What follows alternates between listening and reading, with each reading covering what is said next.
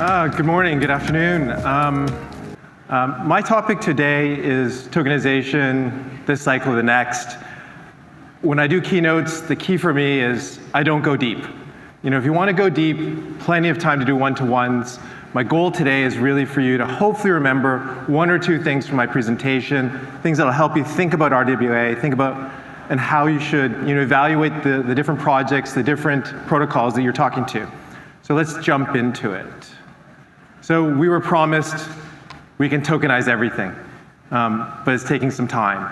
Why is this so exciting? The reality is if you actually tokenize all the financial assets, it's a $400 to $450 trillion TAM. That's enormous. It's obviously a great get. And when you compare that to crypto today, all of crypto total market cap is roughly 2.8 trillion, or the equivalent of Apple stock. So there's got to be more to the narrative. And for our industry to grow, and for our industry to thrive, and for us to do great things, we have to go after big gets. And the big get and the theme for this cycle, and I think next cycle, frankly, and the cycle after that is going to be RWA tokenization. So we've heard today what is RWA, so I'm really not going to spend too much time, but the last presentation really hit on the key thing for you to think about. It's not just a wrapper. It's not just tokenizing or fractionalizing. What makes it important, what makes it useful, is it's programmable, it's composable. You can actually do something more than just split it into a million pieces. And so understanding composability and the programmability of these assets is how you really want to think about which tokenized assets make sense. 5 forces are converging right now, so this is why it matters today. So we've moved from a regulatory environment that has largely been through enforcement. We've seen the Wells notices, we've seen really pioneering people be put under a lot of pressure for trying to innovate. And I'll be honest with you, everyone in this room, we're all too good looking to go to jail, right? So the reality is for us to innovate, for us to feel safe to try new things, you need to be in an environment where regulation is through legislation. Regulation is through collaboration and discussions with the people who are actually trying to make sure that this is safe. And we're starting to see that. We're seeing that through the Stablecoin Act in the US. We're seeing that through MiCA. These two kind of foundational pieces are actually creating an on-ramp into this ecosystem, an on-ramp for fiat into this ecosystem through stablecoins in a regulated fashion. But remember, stablecoins is about $255 billion. That's all it is right now. It's enormous to us, of course, but in the grand scheme of $450 trillion, it's just getting started, right? And then you look at other things like, do we have the infrastructure? We do have infrastructure like Fireblocks. I know Amy's coming this afternoon to do some presentation as well. We'll be on a panel. They're essential. We need custodians like Zodia, like BitGo, like Coinbase Custody. You need a safe place to custody these assets. You also need people who want yield. You need people who are seeking, a reason to invest. In addition to that, you need the core primitives. You need the core primitives that allow us to build all this stuff. And that's stable coins, that's wallets. All of those things are here now. We're right at this cusp, as we've heard, of making this all happen. And the reality is, it's actually already happening. We've heard a number of people come on stage, and we know that there are other large institutions that are playing to win. So when Franklin Templeton or BlackRock decides to enter a space, they don't come in to be number 3 or number 4 or number 5. They come in to be number 1 or number 2 and dominate the space. They have enormous assets. They have unlimited capacity. So why would a firm like OpenEden succeed? And we're friends with OpenEden. We really support what they're doing. They're doing things the right way. Well, we think they're going to succeed because when you think about it, and I'm a little bit older than hopefully I look, but if you wind the clock back, how many people here remember G+? Probably people are going to Google this, and it's a good thing you're Googling it, because G+ was Google's attempt to compete with Facebook and to compete with Twitter in 2011. And at that time, Google still does, and back then, they had unlimited capital, the best engineers in the world, and they had access to all of us through Gmail. They still failed. right? They still failed. And Facebook and Twitter, they're the dominant platforms for what they do. So I fundamentally believe that crypto native or Web3 native companies absolutely have a chance to win. But at the same time, we want to cooperate, we want to collaborate. This is a space where there's plenty of room for us to all succeed.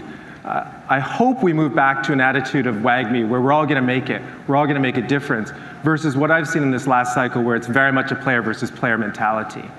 But the key takeaway is there's absolutely room for creative disruptors. The other thing I want to share is really pulling together what I think you've heard throughout the day. If you really kind of check your notes, listen to your recordings, we'll have a great video of this, you'll hear people use these 3 C's. And this is what I really want you to remember today. So number 1, I'm going to turn around because my eyes are really bad. You need compliance, and we just had a panel on compliance. We want to do things in a way where it allows more people to get access into this ecosystem, more people to trust this ecosystem, trust the technology. And you need compliance for that. You need regulation. I talked about 2 critical pieces of legislation that are bringing fiat money into Web3, which is essential. So you need compliance. The next piece that you need is you do need a degree of composability, and that's the fun part of Web3. You need to be able to fractionalize, borrow against it, lend against it. Those Lego blocks do fit together in different ways. And if you can do that, it actually creates a reason for it to become tokenized. Otherwise, frankly speaking, TradFi does a pretty good job of what they're doing.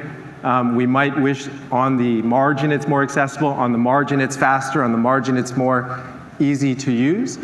But for us to actually have traction, for us to actually do more, composability is quite critical. And then the boring piece, but it's actually probably, I think it's a trilemma, it's equally important to the other 2, is custody.